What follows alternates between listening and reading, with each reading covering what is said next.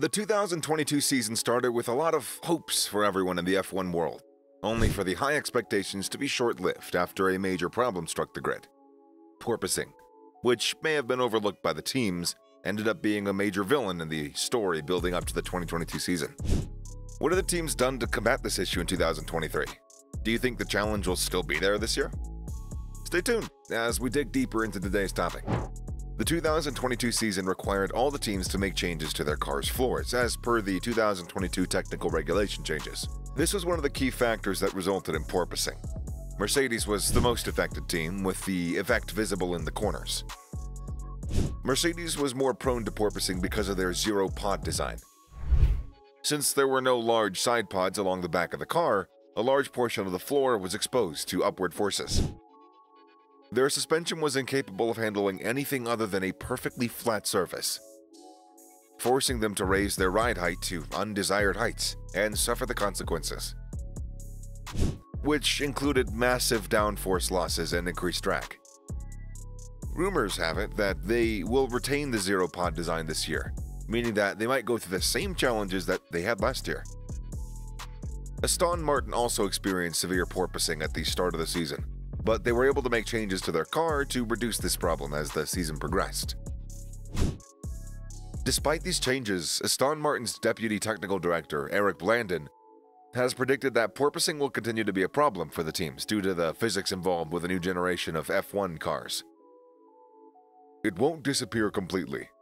It's something that's inherent within this set of regulations. You've got big tunnels channeling air underneath a car that's running very close to the ground, and effectively has a skirt created by the floor's edge that's sealing the air in. This combination is what makes the car susceptible to porpoising, Blandon said. Eric's comments indicate that regardless of what the FAA does, the bouncing will continue as long as the ground effects exist in the sport.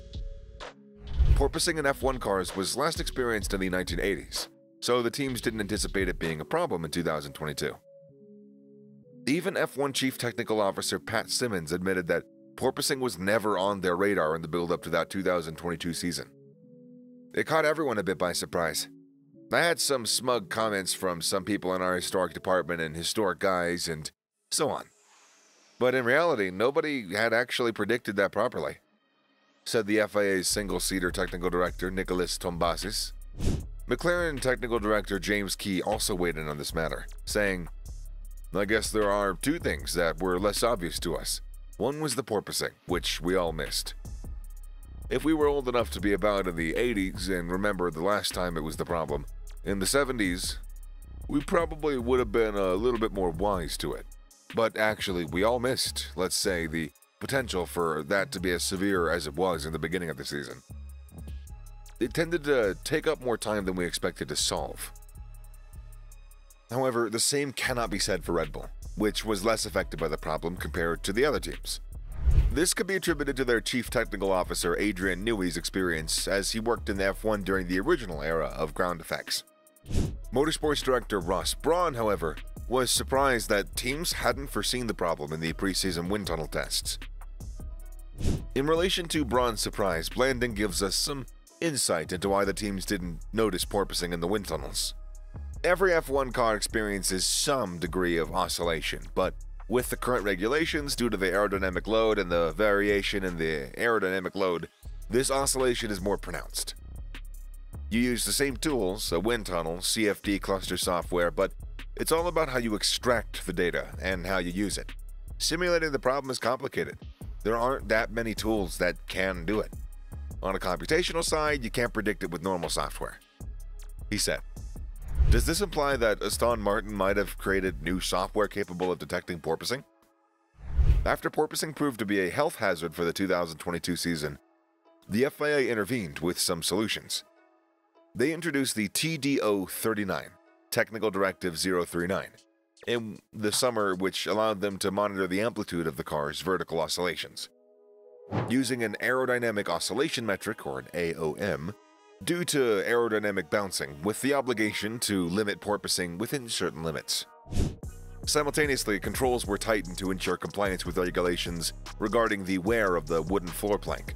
the flat component that runs longitudinally under the car floor.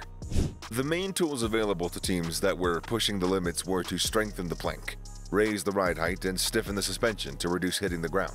There are a few technical changes that have been made by the FIA for the 2023 cars in order to eradicate porpoising. The aerodynamic oscillation metric will remain.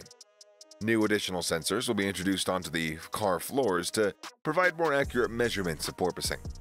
Stricter floor detection tests will be applied and the rear diffuser throat heights will be raised. In addition to that, the edges of the car floors will be increased by 15 millimeters. This will reduce the likelihood of a porpoising strike even further, as the concept is straightforward. Raise the floor and the cars will no longer run so close to the ground, making them less susceptible to porpoising. These floor changes will come at the expense of the car's downforce, as the cars are going to lose about 15 to 20 points of downforce, and that'll translate to about a half a second loss in lap time. While talking about these changes by the FIA, Mercedes head of the trackside engineering Andrew Chauvelin said, "The rule changes will help that, but fundamentally they're not going to make the problem go away. They'll make it a bit easier for the teams, but we're hopeful that the early year work that we put into learning and understanding will help us at least develop to a good baseline." He also said that there will be issues when the car rolls into fast corners and the floor gets to the point where it's touching the ground, as this can result in some unsteadiness. This clearly indicates that porpoising will continue to be a major issue for teams in 2023. Tombazis referred to the 2023 technical changes as important, but he admitted that they won't eliminate porpoising completely. "I've got no doubt that we did the right thing. We tried to find a pragmatic short-term solution and a medium-term solution. It won't necessarily dissipate porpoising completely, but it will be a step less. I think it's going to be reduced inherently with these changes, but whether exactly we'll have gone far enough from the edge of it or whether we'll occasionally dip into it, we'll have to see," said Tombazis. From his statement, it's clear that despite the teams and the FIA having a better understanding of porpoising and doing what they think will eliminate it, complete eradication of porpoising is going to remain a far-fetched reality in 2023. James Key also has provided us with some more reasons to conclude that teams will be experiencing porpoising this year, stating, "What we're seeing now is what parameters here we can play with to maybe dampen that down or not make it quite as acute, but hang on to the downforce you've just found as well."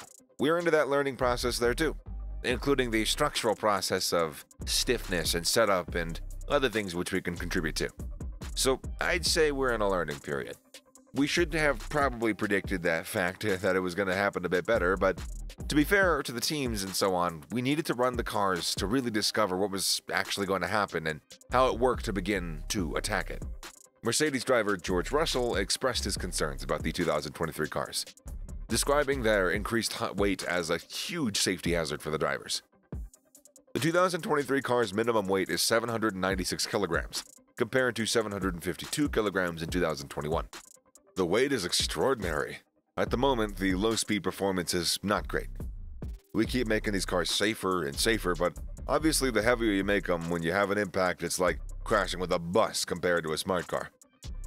You're going to have a greater impact if you're going the same speed with a car that weighs 800-odd kilograms or over 900 kilograms at the start of the race compared to 15 years ago when they were at 650 kilograms, Russell said.